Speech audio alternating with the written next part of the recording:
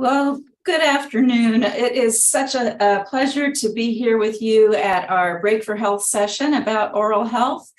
Those of you who are joining us in Ohio, it is a glorious fall day today. And I know that we have others on our session today from across the state and even perhaps across the country. So I hope that your weather is as lovely as it is here in Ohio today.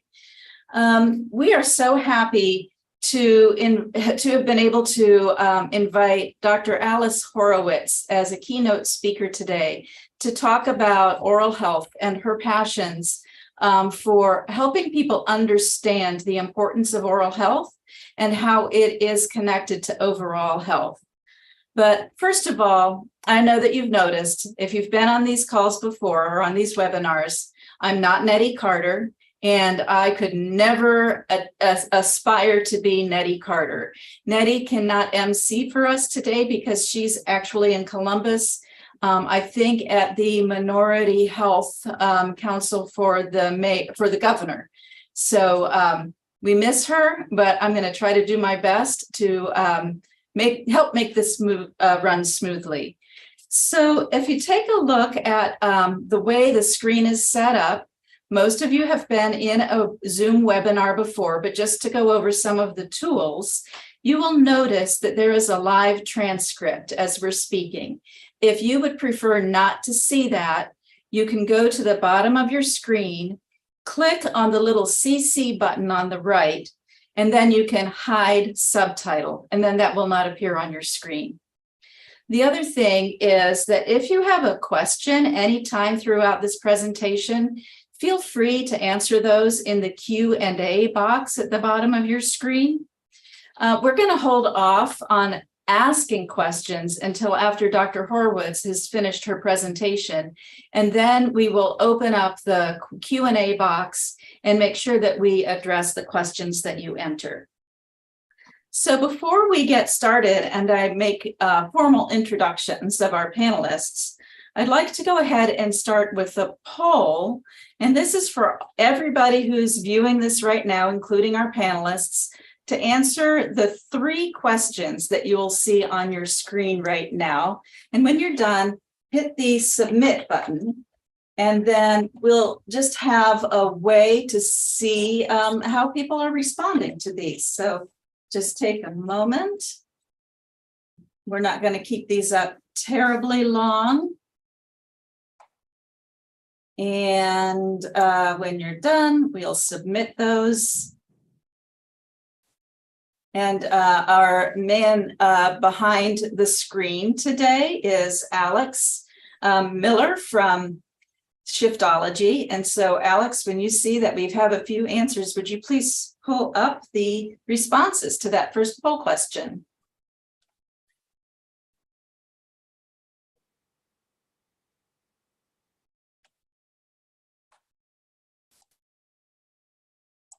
So we are asking where people are joining from. We're asking about, I guess, awareness of local or national holidays recently. And finally, just for fun, trying to find out whether people have cavities and how many.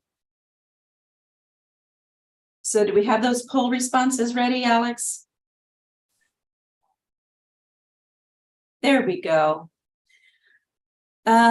So the right answer, as you can see, I hope many of you got the right answer there to the holidays, but I think that this is rather interesting.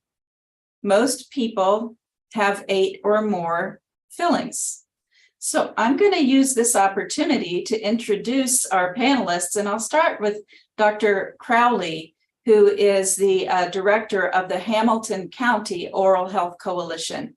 Dr. Crowley, do you have any fillings? Have you had cavities?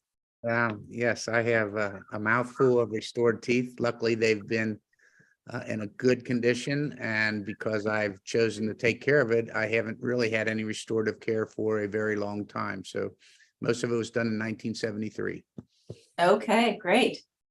And Commissioner Patterson is here from the Clark County Combined Health District. And what is your response? I have a few fillings, but you must remember that I grew up in a community with unfluoridated water. So I'm going to blame that, not the fact that mom did make us brush our teeth twice a day. Yes. And myself, I'm in the category of 8 or more as well. I know one person who has 0 cavities, and that is my daughter. We happened to live in the county when she was growing up where the natural groundwater had enough fluoride in it to protect her teeth. And I thought that was rather interesting. But like you, Charlie, I grew up in this community that does not have fluoridated water. And Dr. Horowitz, I'm interested to hear your response. Oh, I have had many restorations. And that's because I believe of pre-fluoridation and before we had fluoride toothpaste. So obviously that makes a big difference. I do have, however, 3 granddaughters, all in their 30s, and they all have never had a cavity. But they were on dietary fluoride supplements because they were born and reared in communities that weren't fluoridated, but their parents gave them drops and tablets as appropriate. Yeah, well, it does make a difference. I'd like to go ahead and give a brief introduction of Dr. Alice Horowitz so that she can move on to her presentation.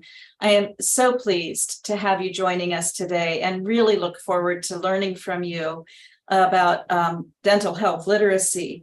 Dr. Horowitz is a research professor, and her area of expertise is in behavioral and community health. She has also focused on dental caries or tooth decay, prevention and early detection and oral health prevention. She is instrumental in addressing health literacy for dentistry. And I'd like to now turn the screen over to you, Dr. Horowitz, and I'm very interested to hear your presentation. Well, thank you very much, Joan, and I definitely appreciate being invited to work with you all in Ohio and maybe other places. I've had many good friends through the years from Ohio, including a couple of state dental directors and county dental directors. So I've been in and out of Ohio several times, for that. So let's start with the definition of health. And according to the World Health Organization, it's a state of complete physical, mental, and social well-being, and not merely the absence of disease and infirmity. Definitions of literacy, and I prefer the second one, even though it's longer, but it really is more meaningful. And that is, it's the ability to identify, understand, interpret, and communicate and compute using printed and written materials that may be in various contexts. It could have to do with health. It may not have to do with health. Literacy involves a continuum of learning in enabling all of us to achieve our goals and to develop knowledge and potential so we can fully participate in our community and wider societies.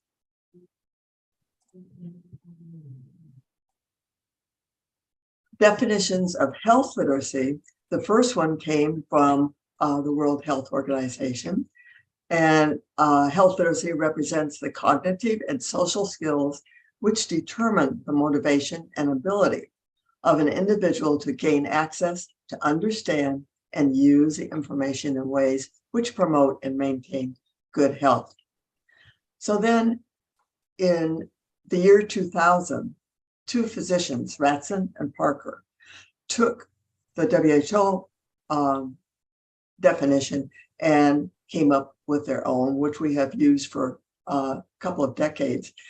The degree to which individuals have the capacity to obtain, process, and understand basic health information and services needed to make appropriate health decisions. Now, that was out of Healthy People 2010. And remember, Healthy People always projects 10 years in advance. So it was actually published in the year 2000, this definition. And oral health literacy actually mimics the Ratson and Parker definition of health literacy. And it also was published for the first time in the year 2000 in Healthy People 2010.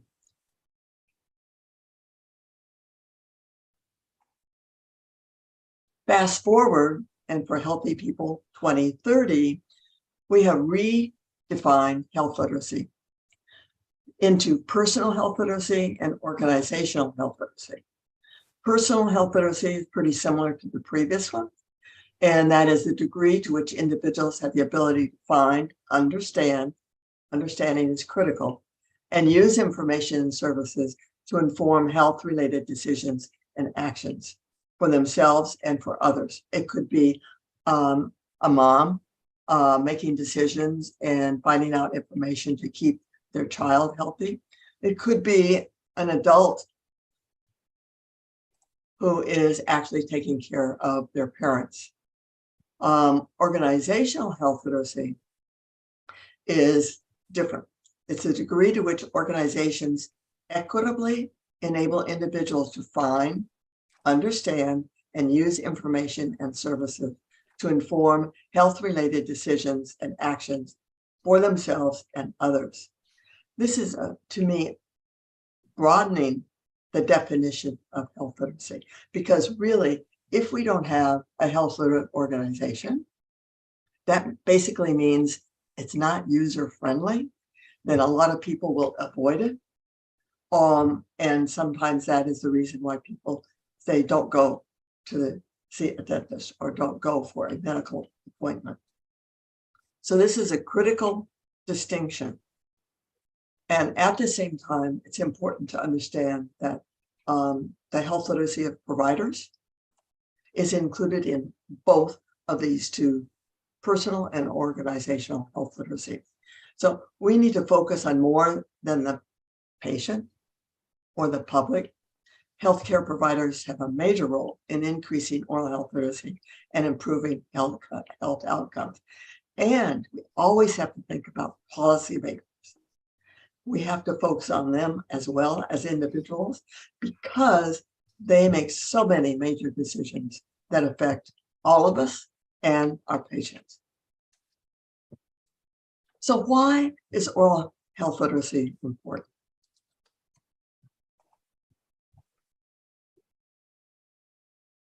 It's important because all too often, oral health is not considered an integral part of health. For a long, long time, we have kept the head separated from the body. And we're long overdue. We need to be putting the head back on the body. The head contains the most important portal of the body for nourishment, for communication, for all kinds of things. So this is important to keep in mind. Yet we have to remember that the mouth is gateway to the body. The health of the mouth, teeth, and gums affects overall health. For example, women with open caries lesions or cavities can transfer the bacteria to their infants.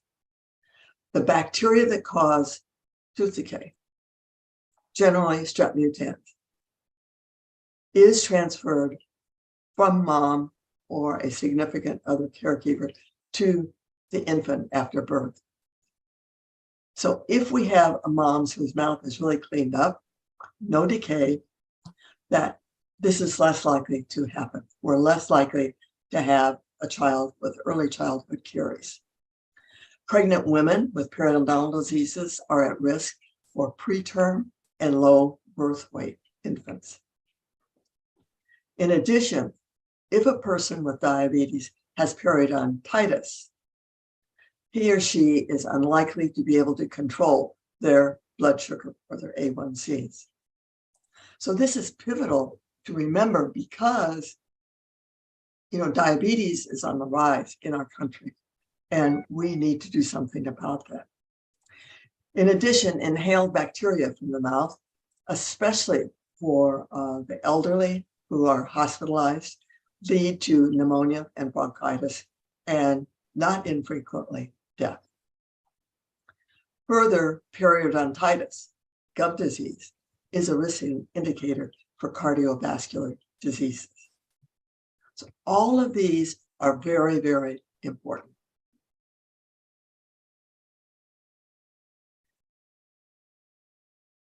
Oral health has frequently been looked at as a neglected epidemic. And we think about this in terms of 15% of the children 6 to 11 years of age have at least one untreated tooth decay.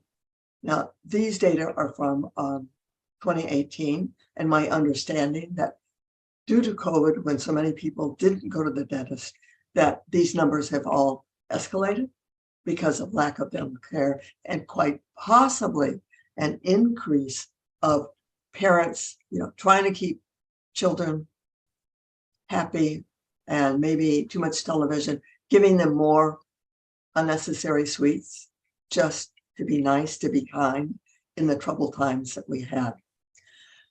In addition, and again, this is 2018 data, 13% of those 12 to 19 years of age have at least one untreated decayed tooth. And children from low-income families have twice the amount of decay as those coming from medium to upper income.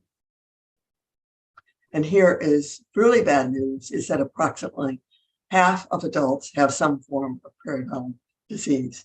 And remember, if you remember from the previous slide, that this is pivotal to understanding for diabetes patients.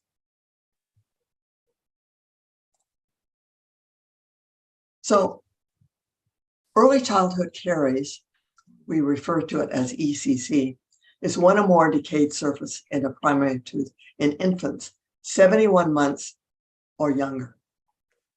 Most children with ECC require restorations under general anesthesia. It's estimated that the cost is over $450 million annually in the US alone. And keep in mind, general anesthesia can cause cognition impairment in young children and the elderly. The interesting thing about this, in today and for decades, we have known how to prevent this disease. We have known how to prevent tooth decay for decades.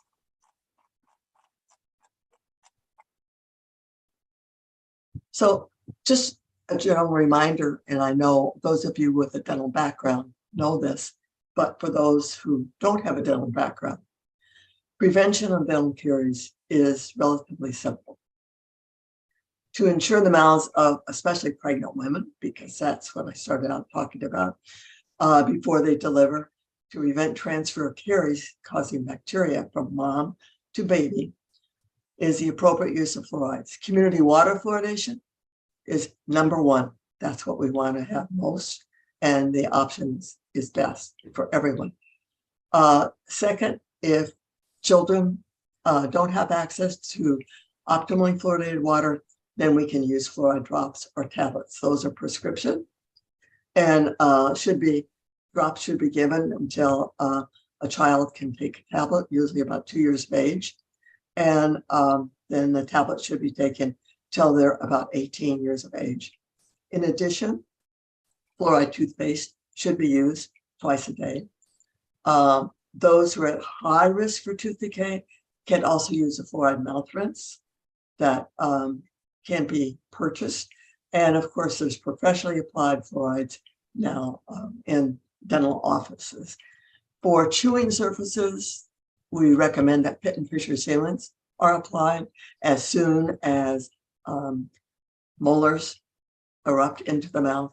And of course, reduce intake of sweet foods and drinks and routine dental care. This is the way we keep kids cavity-free. And we can do this. So just a gentle reminder that best way to prevent caries is the appropriate use of fluorides and dental sealants. Community water fluoridation is clearly the foundation for caries prevention. In the US, 73 to 74% of US central water supplies are optimally fluoridated. In Maryland, the state I live in, 94% of the central water supplies are optimally fluoridated. The problem is water in many US schools cannot be consumed, which is true in my state. In the city of Baltimore, for example, where it's been optimally fluoridated for some time, the pipes are so bad that the water cannot be used except in toilets. So they bring in bottled water that has no fluoride. So these children, in essence, are being denied the benefits of a very good preventive regimen. The other challenge we have had is that minimal efforts have been made to educate the public and policymakers about the benefits of community water fluoridation. This is something often overlooked, but unfortunately for too long, but it should be a major effort to do this.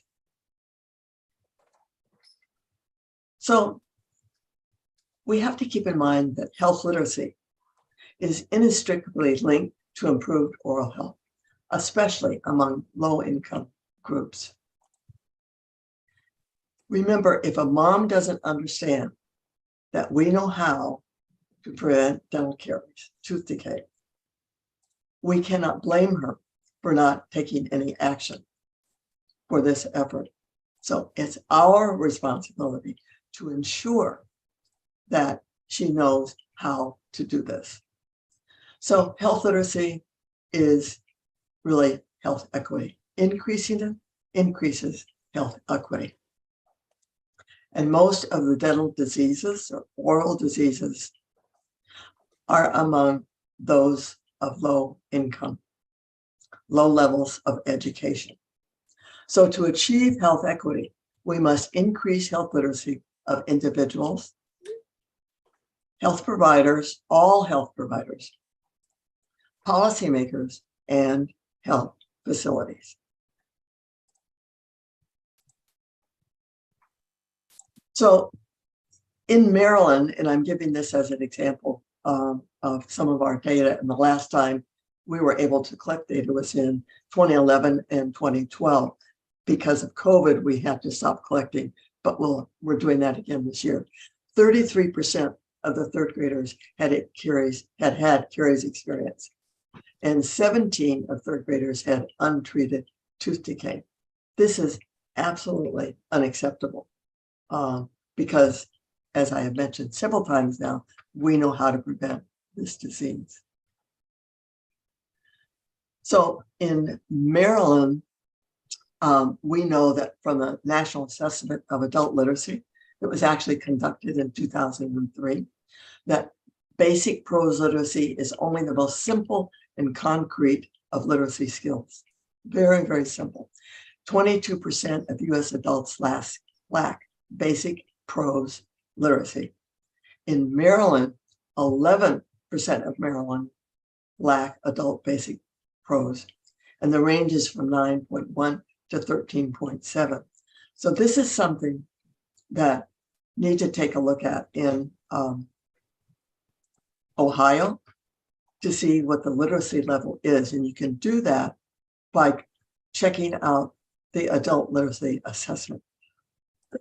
It's online, and most states signed up to get individual state data.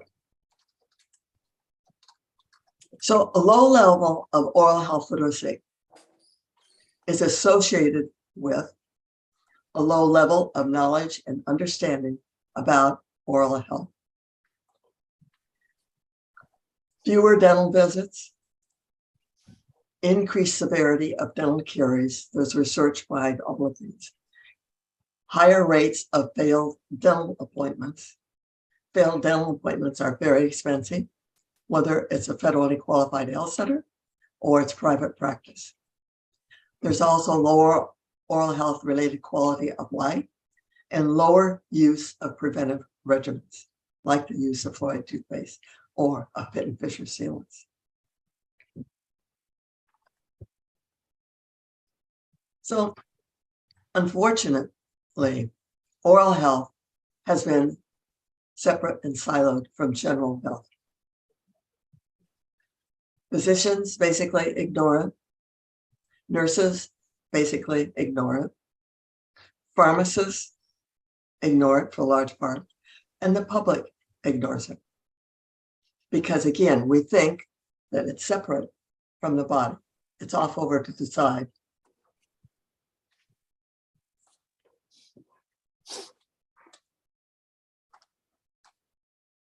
So lack of oral health literacy among other health providers is a barrier to increasing oral health and oral health literacy. So we need to change that. We need to increase oral health literacy among all health providers, physicians, dentists, dental hygienists, nurses, and pharmacists. It's going to take all of us to increase oral health literacy and oral health. We need help. We need to integrate dental health into general health. Now, we can't help but wonder, how do we do that? How do we do that? Well, there are many, many ways. We need to educate other health care providers about the importance of oral health. For example, we need to educate and train the OB team about the importance of oral health and its impact on both pregnancy and the infant. So the obstetric team, whether it's physician, nurse, midwife, should refer pregnant patients for dental care. And you have to understand that it's not infrequent that many people, particularly with low levels of oral health literacy, is that they think that they should not go to the dentist. They believe that they should not go to the dentist when they're pregnant. One woman we interviewed told me that her mother told her that if she went to the dentist when she was pregnant, her baby would have a cleft lip. Well, that would be enough to scare anybody from not going to the dentist. But these kinds of misinformation are critical that for the reason we need to get other healthcare providers on our team and have them help us counsel patients. So all of us need to counsel a patient on how important oral health is for a healthy pregnancy and infant, using plain language and confirm the patient understands. That's using TeachBack. So one way we can do that is to use Smiles for Life curriculum. They have a very good segment on pregnancy and oral health.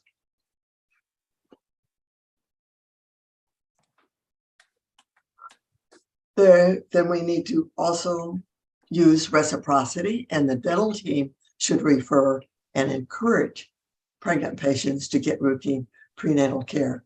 Frequently, low-income patients don't always get the prenatal care that they should. Again, sometimes because they can't take off from work or they think it's not important, but it's our duty to explain to them and encourage them, if not making direct referrals to the OB team. In addition, we need to educate pediatric physicians and their staff on how to apply fluoride varnish at the well baby clinics. Keep in mind that in all states, physicians and their staff can be reimbursed for counseling. This is after training for counseling the patient about oral health and applying fluoride. So there's the reimbursement is varying, as you know, across the country, but there is reimbursement for this. So it's important that we share that information with pediatricians and family practice docs, because they can be helping us keep that baby cavity free. So we need to counsel moms with their infants and young children on how to take care of the mouth and teeth to prevent ECC. So we start by teaching her how to clean the baby's mouth as soon as she brings baby home from the birthing center. Don't wait until baby is 6 months old when the first tooth erupts. That's what we've been teaching for a long time. But think about it. If we wait until 6 months, mom already has a routine that doesn't include taking care of the mouth, and baby already has a personality and a mind of its own, and it doesn't want somebody poking in their mouth and trying to clean the gums. So we want mom to start cleaning the infant's mouth immediately upon bringing baby home from the hospital. We also, by the way, want mom to start reading to baby right after bringing baby home from hospital, because this stimulates cognition. And there's good research on this. And I think this is something that we as a dental team should be teaching to encourage moms to not only clean the mouth at least once a day until they get their first tooth. And then we need to brush that tooth with a tiny, tiny size of a grain of rice amount of fluoride toothpaste. And when that baby is about 9 to 10 months of age, we want her to do what we call lift the lip. We want her to lift the lip to check for white spots along the gum line. And what to do if they find white spots. If there is a difference in color along the gum line, it's usually white. If it's early decalcification, that means they have to take the baby to a dentist immediately. No waiting. Take that baby to dentist, because fluoride needs to be applied to reverse that demineralization.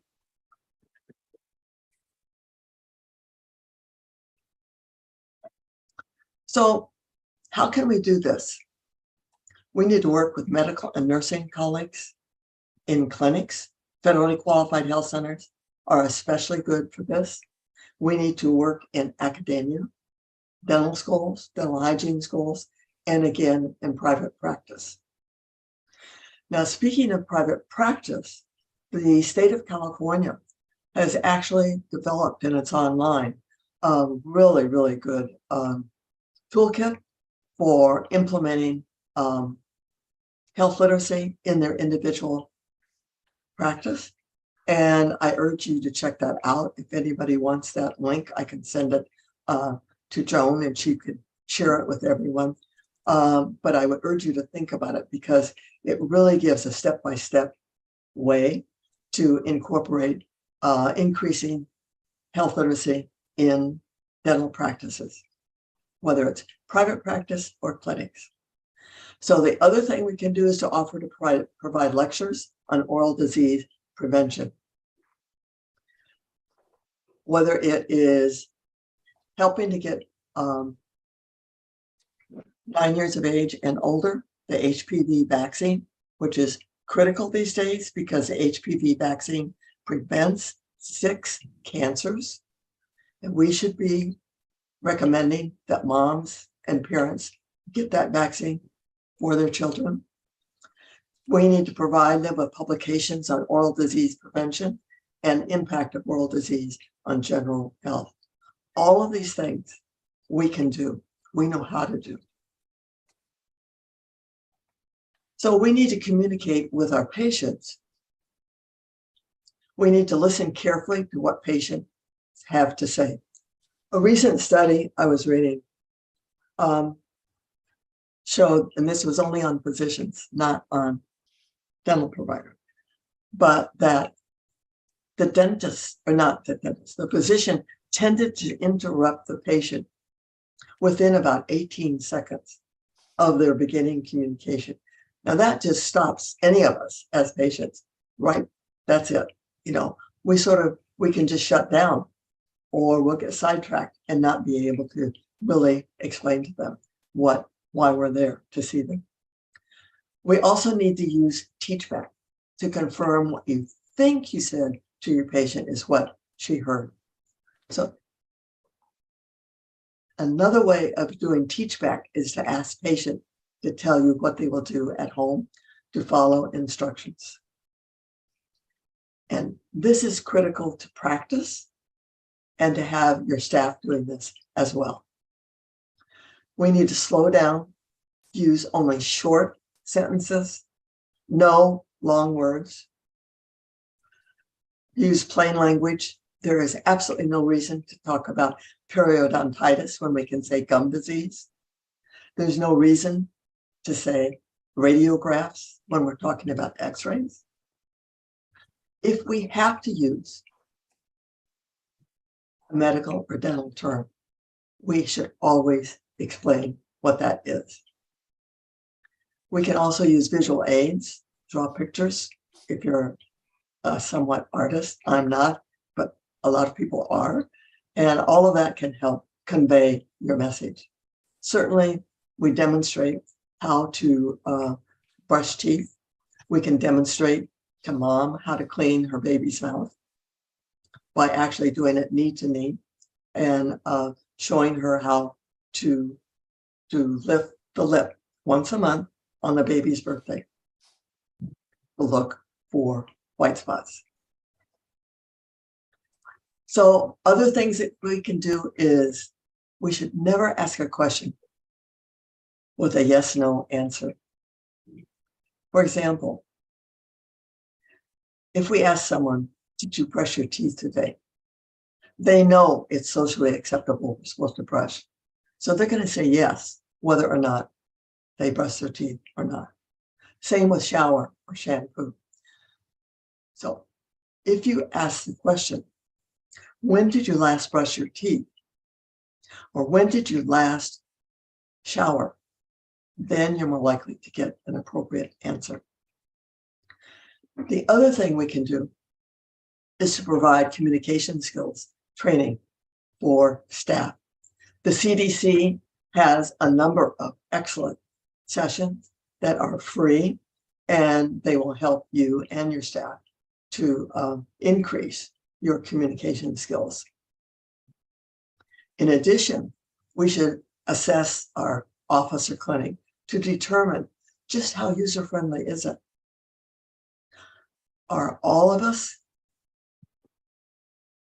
friendly when we're on the phone?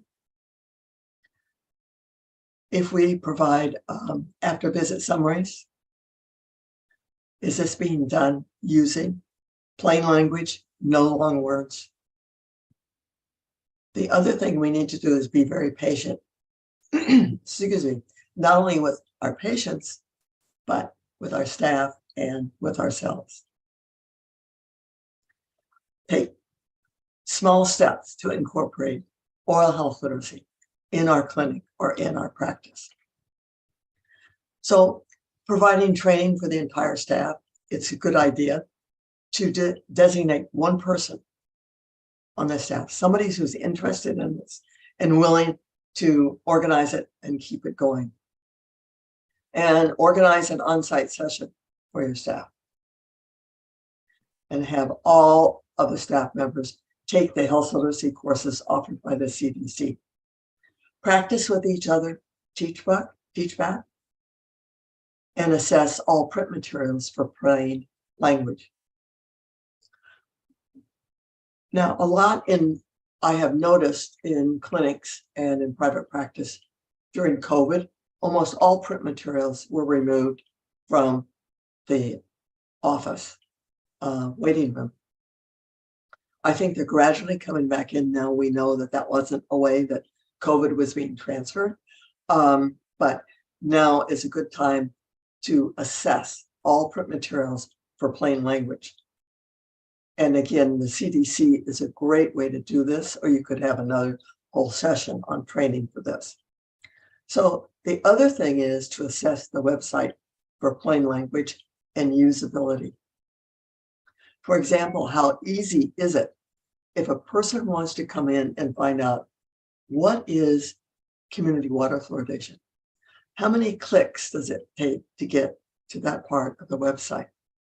Frequently, if it takes more than 2 clicks for somebody to find something that they want, forget it. And this is where, misinformation can go, unfortunately, a long, long way. So it's always a good idea to update the website for plain language and usability. And that means the website really should be tested on users, not on what we think it says or what it can do, but test it on users. That's the same with all print materials. Should be tested on the user group, not whether we like it or not.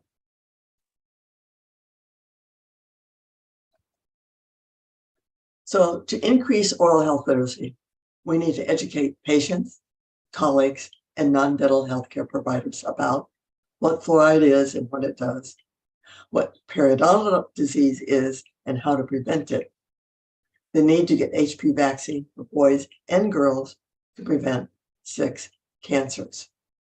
We can do this. We have the tools and the know-how to do this.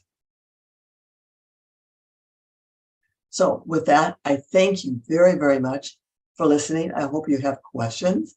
And this picture is here. It's an old picture of both yours truly, as well as my middle granddaughter, who now has an MPH from Berkeley and works with Indian tribes in Northern California.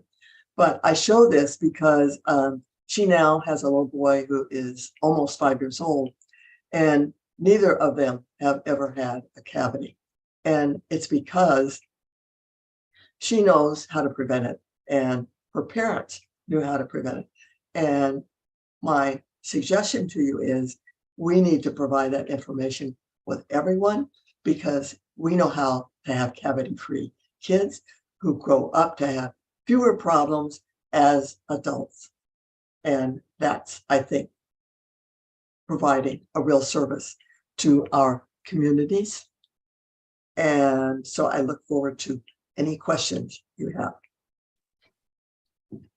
Well, thank you so much. This is very educational, and I have seen a couple of questions come in through the chat, and I'd like to be sure that Dr. Crowley and Commissioner Patterson have unmuted themselves and will also chime in to help answer some of these questions. And while we're doing that, we do have another poll just to give the audience and everybody who's joining us an opportunity to interact with that. Just a couple easy questions, and if you will take a moment to answer them. But I'd like to first check, we have an attendee named Jeannie, who asked what are the factors that contribute to developing cavities? And I think Dr. Horowitz, you mentioned that, but would you sort of go down a bullet list of what are the factors that contribute to developing cavities? Well, yes, multiple factors. There has to be a susceptible tooth, bacteria, and refined carbohydrates, and of course time. But those are the factors that contribute. So one of our best measures of preventing tooth decay is the appropriate use of fluoride and Pitt and Fisher sealants. It's very easy to say reduce sweets or no sweets at all, but we also know most of us sort of like sweets, and it's very, very difficult. Right now, if you take a look at how many soft drinks are consumed by average individual, it's just outrageous. And yet at the same time, we know that diabetes is on the increase. And by reducing that, it would help reduce tooth decay as well as reducing diabetes. But that's hard because you're really fighting the sugar industry. Very, very difficult. Yes. Thank you. I'm going to ask Dr. Crowley if you would respond to this comment that another attendee mentioned, is that nursing homes need to pay attention to their residents' oral health. And I'm not quite sure, Dr. Crowley, if your Oral Health Coalition has begun to address that need. But would you make a comment, please? I think it's well known that individual oral health care inside a nursing home, especially with more of the elderly that are reach disabilities at a high level, they have a terrible time of being able to do their self-care. So it needs someone else to help them, whether it's their advocate in their family or somebody's there. But in reality, to have nursing homes have protocol that checks people's oral health would go a long way to help individuals who are in nursing homes who have the inability to take care of themselves. They need someone to do this. I think it's pretty exciting, and I know that there has been some curriculum that has been given to our state to infiltrate into the nursing home aid education that talks about oral health care, and that's recent. That will be new, brought to the table. So I think that's pretty exciting. It goes along with Dr. Horowitz's suggestions that we need to bring all healthcare providers and people who touch the people who are most at risk to be educated on what they can do to help. And I think that's exciting. So the need is there for sure, and it's slow steps, but I think taking steps like educating the people who work in the nursing homes, the aides, to know that they're a valuable asset to people who need oral health care is a great place to start. Absolutely. Then for anybody who'd like to jump in on this, I am not familiar with this medication, but an attendee asked, what are your thoughts on xylitol and the studies that indicate it can help reduce dental caries and the development of caries? It's xylitol.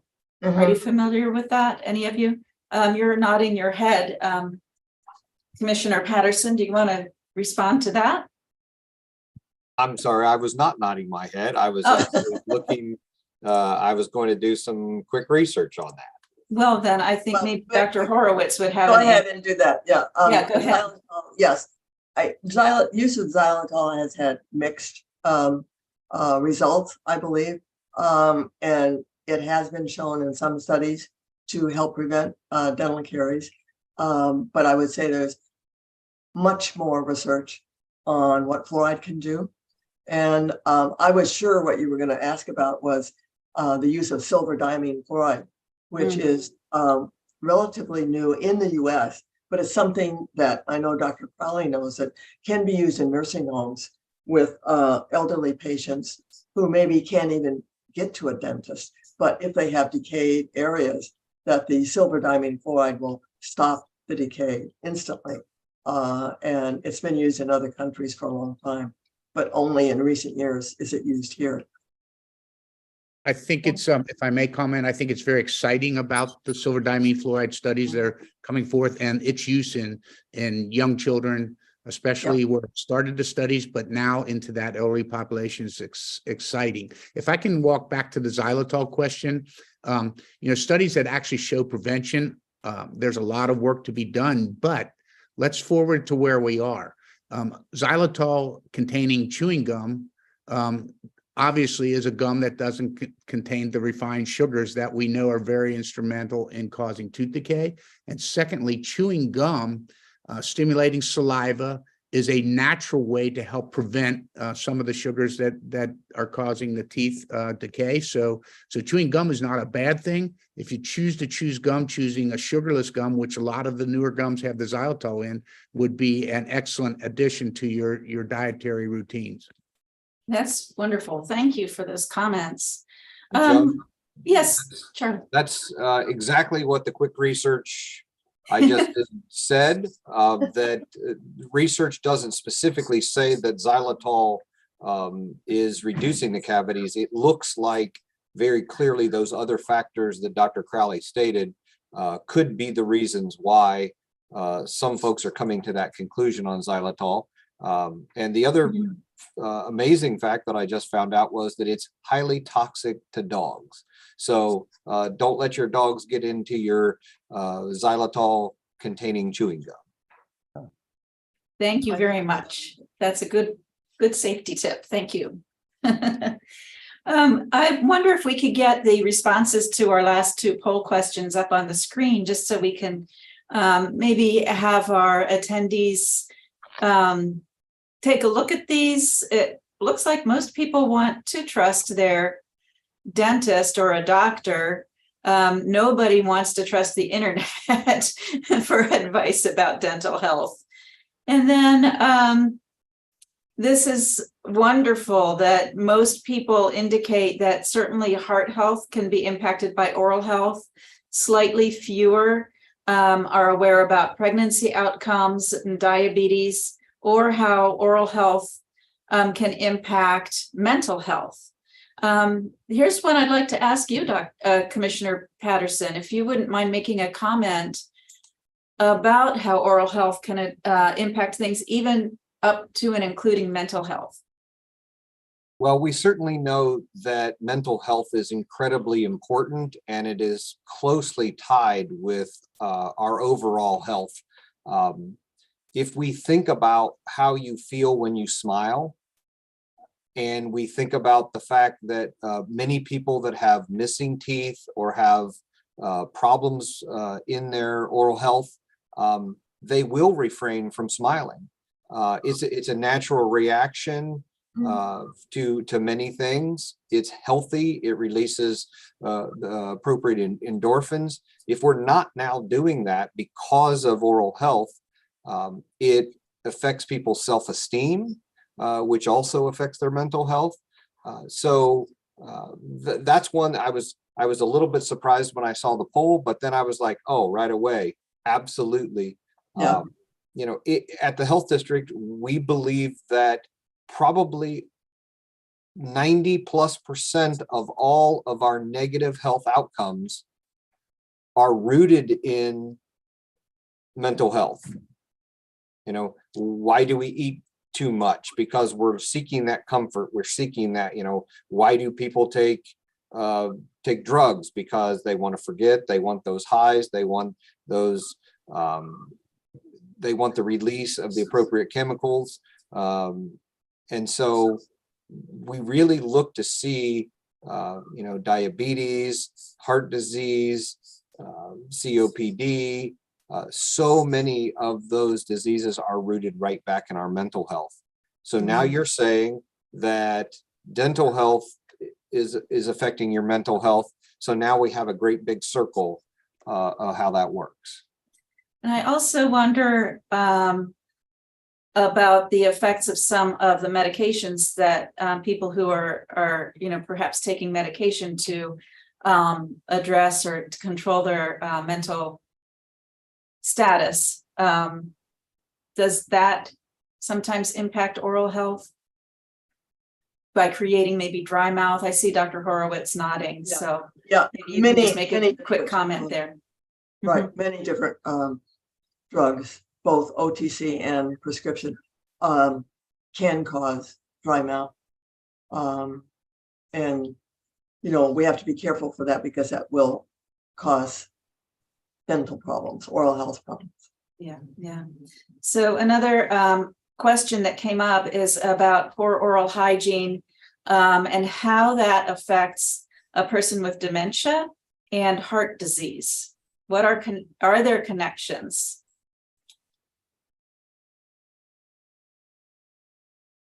Who would like to take that one? Is this a Dr. Crowley question?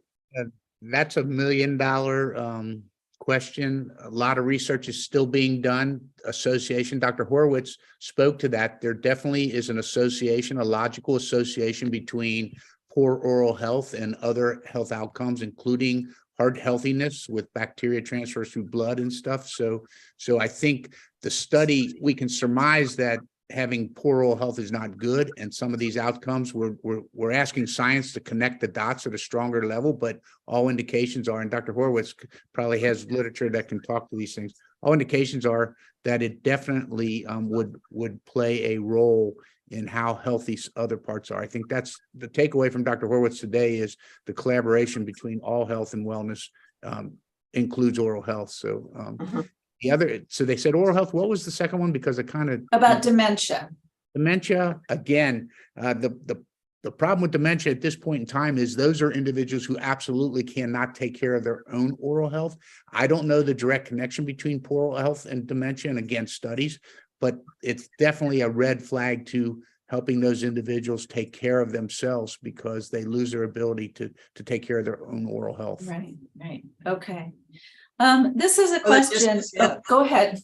They simply forget to, maybe they could do it, but they don't remember to do it. And it's either way, it is really disastrous for them. Right. Okay. So this is an interesting question that's also in our list here. And is it even possible for a person to maintain a good set of teeth well into late life? Yes. That's the short answer. Great. That's so good to hear. And then, this is an interesting question too. Understanding how important it is to educate people and educate other health professionals. How do you recommend doing that without insulting them? Ooh. Wow. I mean, if I can, my gut reaction is it shouldn't never be an insult if we're asking them to help us do good care for people, including their oral health. So obviously words mean a lot. Dr. Horowitz talked about how simple do we keep it when we're talking across these health professions and their ability. It can be very well started with the question, especially coming from the dental population, I need your help. What can we do to talk about that? And let them say how much they do know and how important they are. And then you can fill in the blanks on these connections. At least we know now that the conversation is being spread universally. So if they don't have any awareness on the conversation, then you wonder what else they don't know. I'm sorry. Thank you. So we're coming close to the end of our time, but I just wanted to mention that we had some really interesting comments in the registration form that we used online. People could ask a few questions there. And I asked folks to respond to a question, why do people avoid the dentist? And the number one reason was because of pain or fear. The second most common reason was because of the cost. Other things that were mentioned were accessibility, because they're embarrassed, or they can't find a dentist, or it is just not a priority for them. I think that's important for us to remember when we're thinking about dental health literacy. And in order to put communication into terminology that will help address these issues and help take away some of the mystery about what happens inside a dental clinic.